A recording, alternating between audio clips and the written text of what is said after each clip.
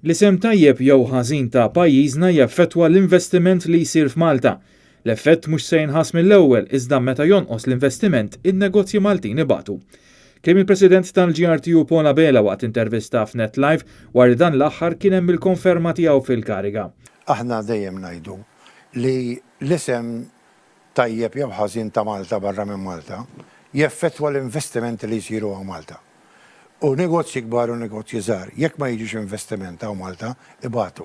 Issa dawn ir-rapporti li hemm kollha, dawn ma jinħassux illum, mhix xi ħaġa li inti ħaraqbad tajt isma' dawn in-numri, da jgħaddi żmien dak li jkun ġej jinvesti hawnhekk u b'dan rapporti ma jinvestix. Il-GRTU teżiġi li l-Gvern jagħti każ ta' dawn ir-rapporti u fejn hemm indikati affarijiet li għandhom jiġu irranġati ma jibqax ikaxkar saqajh.